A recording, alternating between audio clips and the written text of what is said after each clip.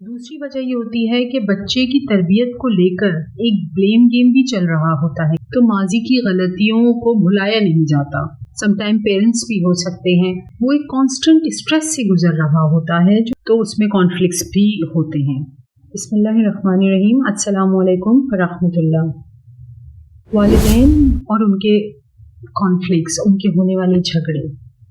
क्या आप जानते हैं कि वालिदैन के झगड़े जो होते हैं उसका बच्चे की ज़हनी सेहत पर क्या असर पड़ रहा होता है?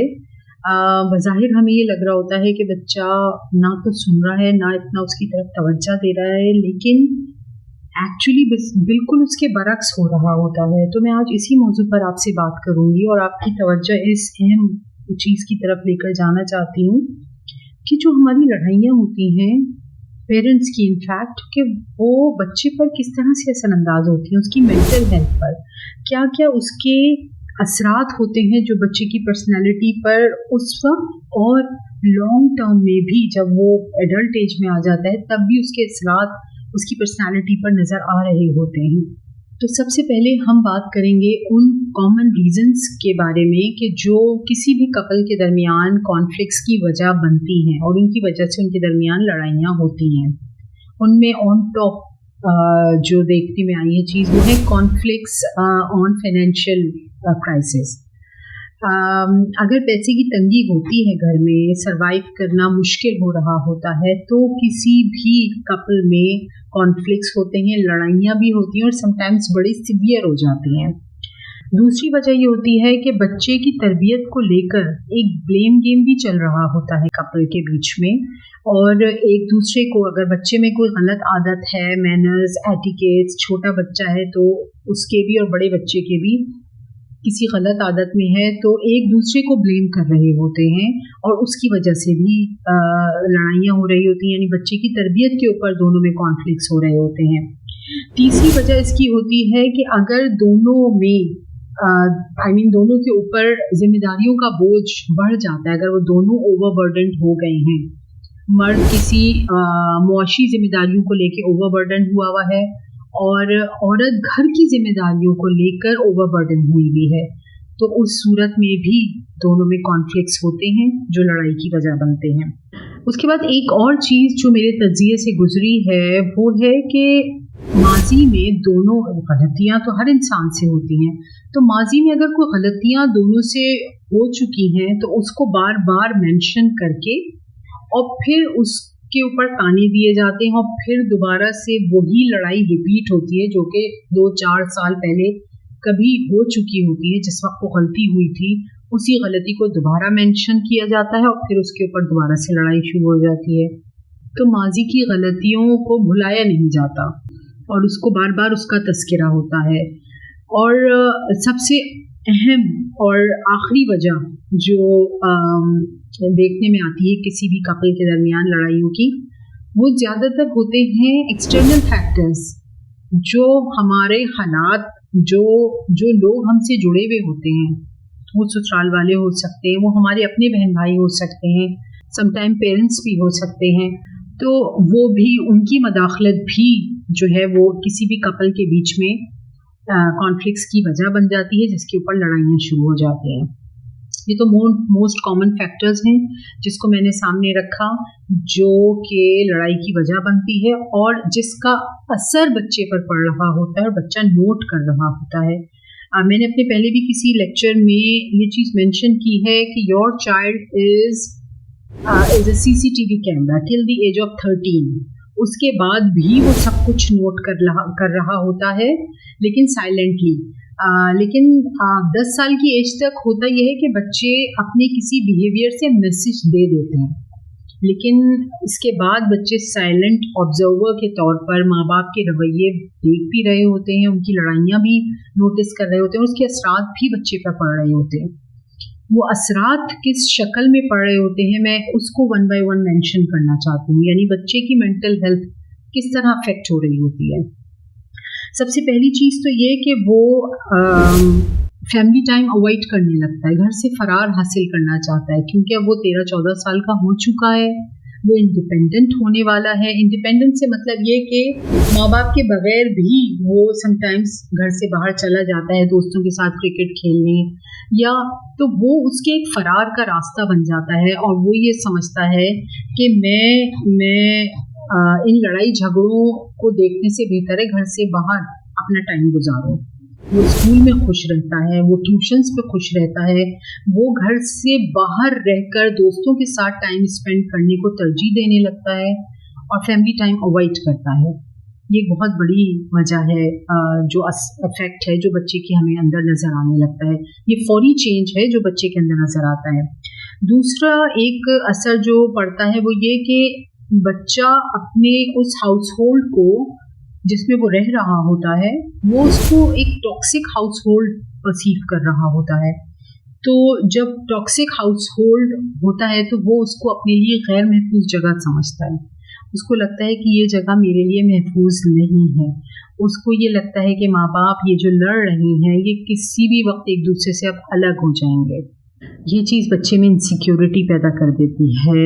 तीसरा असर इसका ये पड़ता है कि बच्चे की सेल्फ एस्टीम लो होना शुरू हो जाती है। और वो क्यों होती है? क्योंकि वो अपने आप को हेल्पलेस समझ रहा होता है। उसको पता होता है कि ये जो लड़ाई हो रही है मेरे माँ बाप के बीच, इसको रोकने के लिए मैं कुछ नहीं कर सकता। सो वो जो हेल्पलेसनेस की एक फीलिंग्स होती है वो उसकी सेल्फ एस्टीम को बहुत लो कर देती है।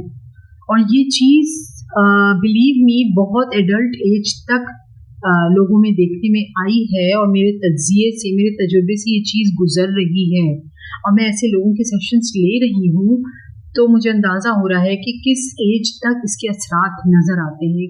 एक और असर जो बच्चे की शख्सियत पर पड़ रहा होता है जो कि बहुत गलत होता है वो ये कि वो एक कॉन्स्टेंट स्ट्रेस से गुजर रहा होता है जो कि हमें शायद नज़र नहीं आ रहा होता। और उसका असर ये पड़ता है कि उसके जो ग्रेड्स होते हैं वो ख़राब होना शुरू हो जाते हैं, उसकी एकेडमिक परफॉर्मेंस ख़राब होना शुरू हो जाती है, स्कूल से या कॉलेज से उसकी कंप्लेंट्स आने लगती हैं, उसके बिहेवियर्स ख़राब होते हैं।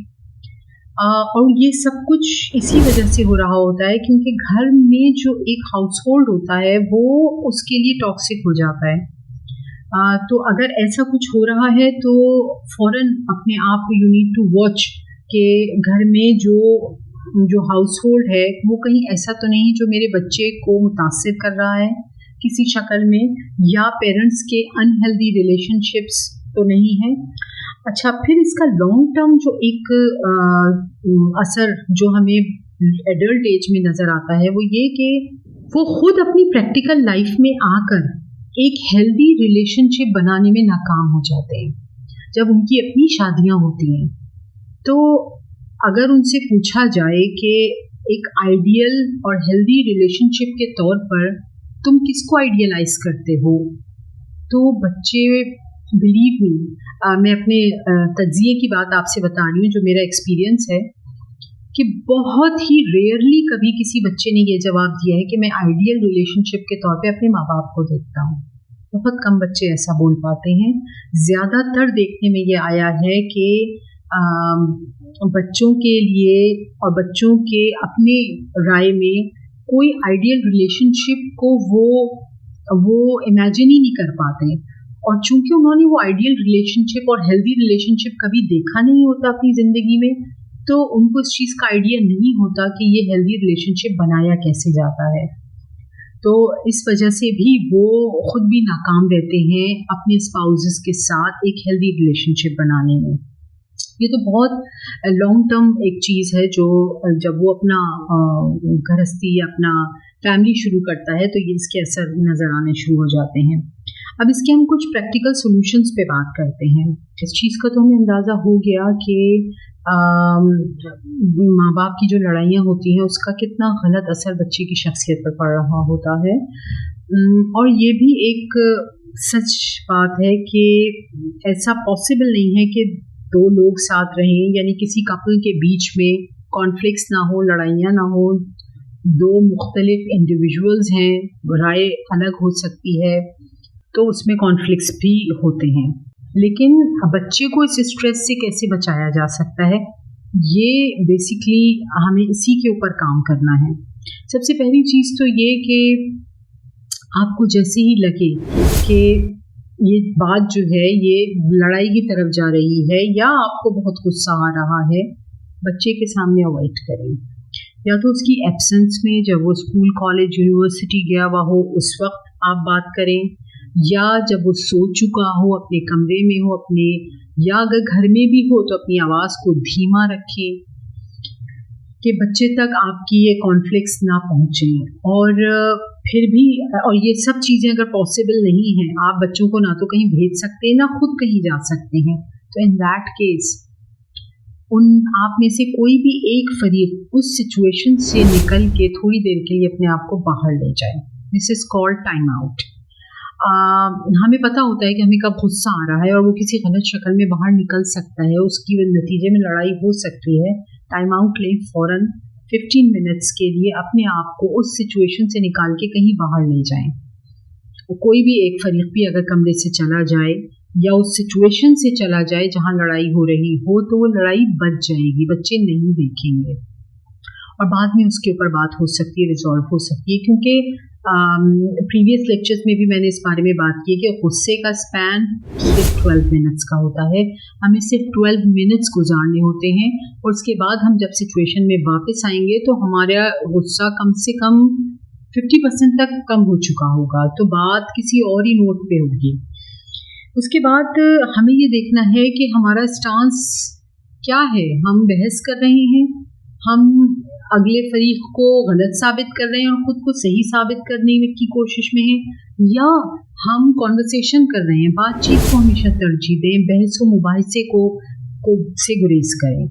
बातचीत करने से, कॉन्वर्सेशन से हमेशा कोई सोल्यूशन पॉजिटिव निकलता है, लड़ाई नहीं होती। लेकिन आर्ग्यूमेंट्स के नतीजे में हमेशा लड़ाई होती है। इस पर सेपरेट भी मेरा लेक्चर है, आप सुने तो आपको अंदाज़ा होगा कि what is conversation actually and what is arguments.